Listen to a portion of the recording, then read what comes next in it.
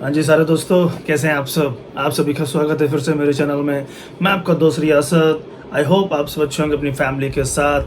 दोस्तों, आज की वीडियो है ना, वो डिफरेंट कंट्रीज़ के लिए होने वाली है, जैसे कि पाकिस्तान, बांग्लादेश, नेपाल।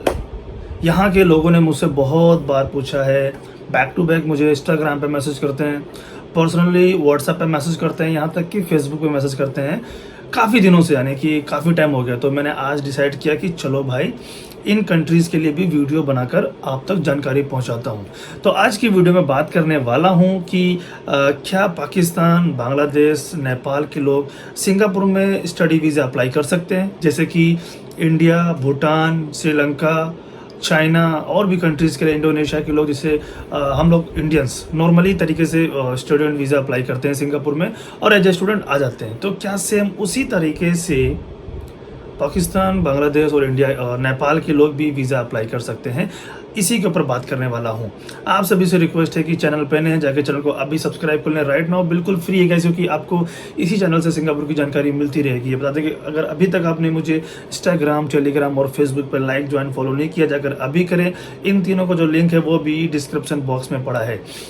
अगर आप मुझसे और मेरे भाई से बात करना चाहते हैं, सिंगापुर का प्रोसेस स्टार्ट कराना चाहते हैं फॉर इंडियंस, श्रीलंका और भूटान के लोग, तो वो मुझसे और मेरे भाई से बात कर सकते हैं। मेरा और मेरे भाई का जो कॉन्टैक्ट नंबर है वो भी डिस्क्रिप्शन बॉक्स में पड़ा है, जाकर आप हमसे बात कर सकते हैं। तो आज की वीडियो बहुत ही इंटरेस्टिंग और इम्पोर्टेंट होने वाली है इन 3 4 कंट्रीज़ के लिए। तो वीडियो को लास्ट तक देखना, बहुत कुछ जानने को मिलेगा। So don't forget to subscribe my channel and don't forget to follow me Instagram, Telegram and Facebook. तो वीडियो शुरू करते हैं दोस्तों।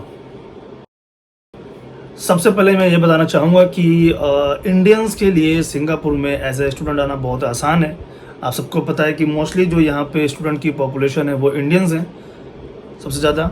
लोकल के बाद जो सबसे ज़्यादा पॉपुलेशन स्टूडेंट्स की है वो इंडियंस की है।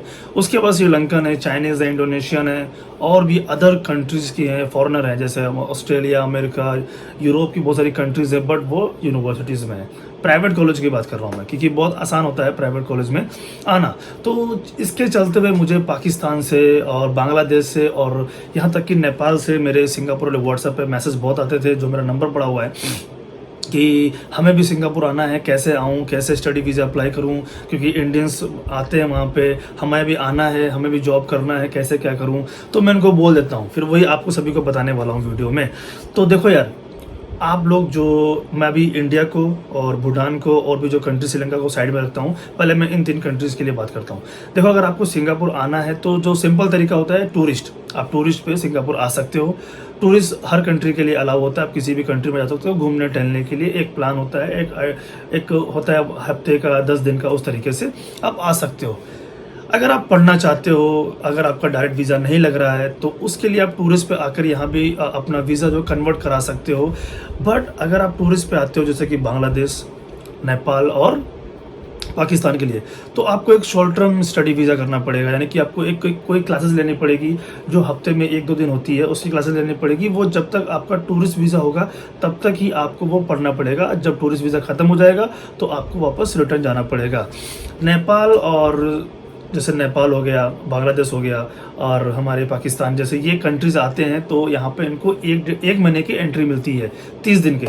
उसके बाद आप बढ़वा सकते हो। तो बढ़ाने के लिए कुछ, जैसे पाकिस्तान के लिए आपको लोकल स्पॉन्सर चाहिए। अगर आप अपना वीज़ा 30 दिन के बाद एक्सटेंड कराते हो तो आपको सिंगापुरियन या कोई PR लोकल बंदा चाहिए, ताकि वो गारंटी ले कि हाँ, ये हमारे जानने में है और इसको बढ़ा, तो वो 1 महीने का और बढ़ा देंगे।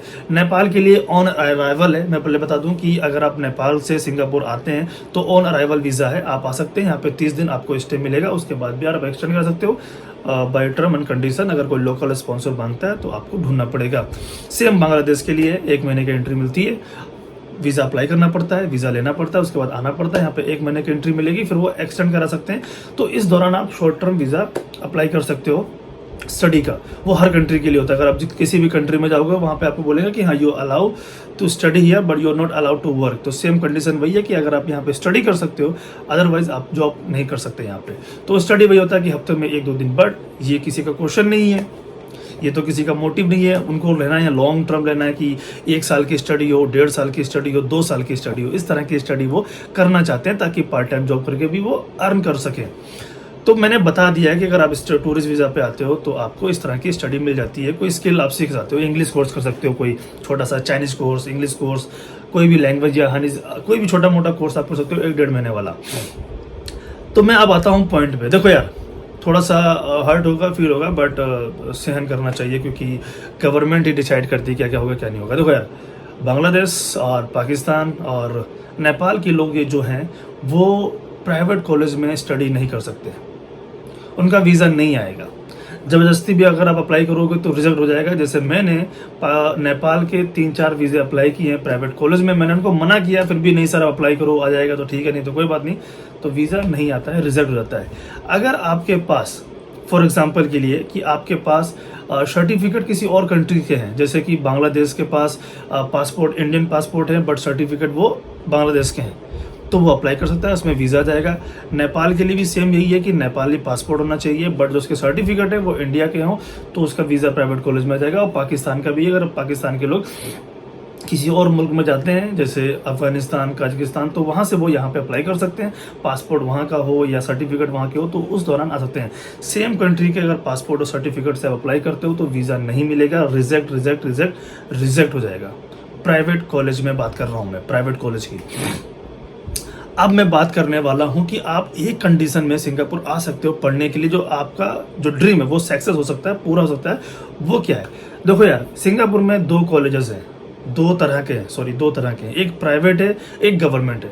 प्राइवेट भी गवर्नमेंट के अंडर में आता है बट जॉब अलाउ नहीं है, कुछ कंडीशंस हैं, कुछ रोक लगा रखा है शुरू से, और फीस भी बहुत कम है प्राइवेट कॉलेजों की। अगर आप सिंगापुर में स्टूडेंट वीज़ा पे आने चाहते हो, डायरेक्ट आपकी कंट्री का ही पासपोर्ट हो, आपकी कंट्री के सर्टिफिकेट हो, चाहे वो पाकिस्तान हो, बांग्लादेश, किसी भी कंट्री के सर्टिफिकेट पासपोर्ट हो आपके पास, अपनी ऑन कंट्री से आप सिंगापुर पढ़ने आ सकते हो, वो भी गवर्नमेंट यूनिवर्सिटी में। अगर आप चाहो, अगर आपके पास बजट है, पैसा है, आपको लगता है तो आप सिंगापुर के यूनिवर्सिटी में पढ़ सकते हो, गवर्नमेंट यूनिवर्सिटी में। उसकी फ़ीस बहुत ज़्यादा होती है। मैंने बहुत साल 2-2.5 साल पहले वीडियो बनाई थी इसके ऊपर। शायद फ्यूचर में अगर इस वीडियो को आप देखोगे, रिस्पॉन्स अच्छा मिलेगा तो मैं ज़रूर बनाऊंगा कि यूनिवर्सिटी की फ़ीस कितनी होती है, क्या रिक्वायरमेंट्स होते हैं, और प्राइवेट की फ़ीस कितनी होती है, क्या रिक्वायरमेंट्स होते हैं, इसके ऊपर वीडियो बनाऊंगा अगर आप लोग इस पर ज़्यादा प्यार देंगे तो पाकिस्तान, बांग्लादेश और नेपाल वालों के लिए ये है कि अगर आप पढ़ने आना चाहते हैं तो आप गवर्नमेंट यूनिवर्सिटी ढूंढें, गवर्नमेंट कॉलेज ढूंढें जहां पे आपको आसानी से एडमिशन मिल जाएगा विद रिक्वायरमेंट्स। जो रिक्वायरमेंट्स होती हैं वो आपको ऑनलाइन मिल जाएंगी। आप जाके ढूंढें कि सिंगापुर यूनिवर्सिटीज़ डालेंगे जब आप गूगल पे तो वहाँ पे बहुत सारी यूनिवर्सिटीज़ आ जाएंगी।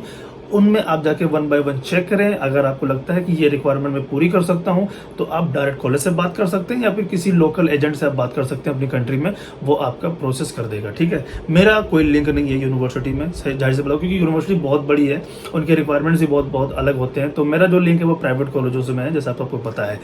तो ये है कि अगर आप पढ़ने आना चाहते हैं तो आप इन यूनिवर्सिटीज़ में पढ़ सकते हैं, चाहे वो इन तीनों कंट्री में किसी के लोग भी आना चाहते हैं। बाकी प्राइवेट कॉलेज में आप नहीं पढ़ सकते हैं, वीज़ा नहीं आएगा। एक तीसरा ऑप्शन ये है कि अगर आप चाहते हो, जैसे नेपाल के लोग हैं, मैं आपको बता दूं कि आपके लिए ये कंट्री ऑन अराइवल है सिंगापुर। आप यहाँ पे ऑन अराइवल पे आए, यहाँ पे 10-15 दिन रुके, उसके बाद यूनिवर्सिटी फाइंड करें, बाई वॉक करके जाएं, वॉक इन करें, उनसे बात करें, वो आपको फर्दर इन्फॉर्मेशन बताकर आप ऐसे अप्लाई कर सकते हो। बांग्लादेश के लिए और पाकिस्तान के लिए अगर कोई दोस्त यार है तो अच्छी बात है, उनको भी भेज सकते हैं यूनिवर्सिटी वगैरह में पता करने के लिए, इन्फॉर्मेशन लेने के लिए। तो आप यहाँ पे टूरिस्ट पे आकर भी आप पता कर सकते हो और पता करने के बाद आप अप्लाई भी कर सकते हो। तो आई होप कि आप सबका जो ये कंट्रीज़ के लोग जो मुझसे पूछते हैं, बांग्लादेश, नेपाल, पाकिस्तान के लोग जो मुझसे पूछते हैं, मैसेजेस करते हैं कि स्टूडेंट स्टडी करना है मेरे को, क्या रिक्वायरमेंट्स है, तो यही रिक्वायरमेंट्स है कि आप यूनिवर्सिटी में अप्लाई करें, यूनिवर्सिटी की रिक्वायरमेंट ढूंढें, प्राइवेट कॉलेज के चक्कर में ना पड़ें, आपकी फाइल ख़राब हो जाएगी। अगर आपने ज़बरदस्ती अप्लाई कर दिया तो आपकी जो भी इंफॉर्मेशन होगी वो IC के पास ऑलरेडी होगी। तो प्राइवेट कॉलेज से अगर रिजेक्ट होने के बाद फ्यूचर में आप यूनिवर्सिटी में ट्राई करते हो तो थोड़े से चांस कम हो जाते हैं। तो आप लोगों से रिक्वेस्ट है कि आप लोग डायरेक्ट ही यूनिवर्सिटी में ट्राई करें। और एक बात इसमें मैं ऐड करना चाहता हूँ कि चलो ऐड कर लेता हूँ कि काम वर्क परमिट है कि नहीं। देखो यार, नेपाल वालों के लिए वर्क परमिट यहाँ पे बहुत कम चांस है। अगर आप ढूंढोगे सिंगापुर में तो बहुत ही कम लोग यहाँ पे मिलेंगे। एक गोरखा पुलिस कैंप है, गोरखा कैंप जिसको बोलते हैं, वो उनको कंट्री हायर करती है। तो जो पहले आए थे OIM के माँ बाप आ जाते हैं, तो वो आप उनको ढूंढोगे। कुछ रेस्टोरेंट्स, 1-2 रेस्टोरेंट्स हैं, वो भी वहाँ पे इंडियन शेफ है, ठीक है। पाकिस्तान के लोग बहुत कम यहाँ पे वर्कर हैं पाकिस्तान के लोग बहुत कम हैं, बट वर्कर जैसे जैसे नेपाल वैसे पाकिस्तान।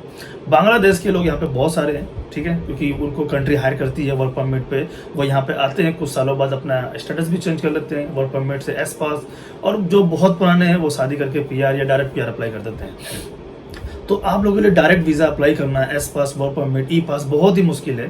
तो इन चक्करों में ना पड़ें। अगर आपको कोई एजेंट आपको बोलता है तो पहले आप उसके बारे में छानबीन करें, इन्फॉर्मेशन निकालें, उसके बाद ही आप अप्लाई करें। अदरवाइज आपके पैसे भी बच जाएंगे और आपको फर्जी वीज़ा भी पकड़ा दिया जाएगा। अगर आप ज़बरदस्ती वो अप्लाई भी करता है तो रिजेक्शंस ले लोगे अच्छे खासे सिंगापुर से। तो सजेशन मेरा यही है कि आप लोग टूरिस्ट पे आकर भी 22 साल फाइन कर सकते हैं, या इंडिया में रहकर, या सॉरी अपनी कंट्री में रहकर, जैसे बांग्लादेश, नेपाल, पाकिस्तान में रहकर भी आप अब ऑनलाइन भी अप्लाई कर सकते हो। तो आई होप कि आपका डाउट जो वो दूर हो गया होगा। अगर अभी दूर नहीं हुआ है, कुछ क्वेश्चन है, तो मैंने अपना व्हाट्सअप नंबर दिया हुआ है, इंस्टाग्राम दिया हुआ है, टेलीग्राम दिया हुआ है, फेसबुक दिया हुआ है, तो वहाँ पे जाकर आप उसको फॉलो करें, पेजेस को लाइक करें, और मुझसे मेरे व्हाट्सएप पे जाकर क्वेश्चन पूछे तो मैं आपको वहाँ भी जवाब दूंगा, ठीक है। तो आज की वीडियो में इतना ही। आई होप कि ये आपको इन्फॉर्मेशन अच्छी लगी होगी फॉर दिस कंट्रीज़ के लिए। बाकी और भी कंट्री जो नहीं आ सकते हैं, बट मोस्टली जो है ये सिंगापुर की जो नेबर कंट्री है वही आना चाहते हैं यहाँ पे। बाकी जो बड़ी कंट्री के लोग हैं वो बड़ी कंट्री में आते हैं। बाकी जो यूरोप के हैं, ऑस्ट्रेलिया, अमेरिका, न्यूजीलैंड और भी बहुत सारी कंट्रीज हैं, जापान, चाइना, वो सब यूनिवर्सिटी में ज़्यादातर यहाँ पे आते हैं, हांगकॉन्ग के लोग। तो आई होप कि आपका डाउट दूर हो गया होगा। फिर मिलते हैं अगले ब्लॉग में। So don't forget to subscribe my channel and don't forget to follow me Instagram, Telegram. तो फिर मिलते हैं अगले वीडियो में, तब तक के लिए अपना ख्याल रखें।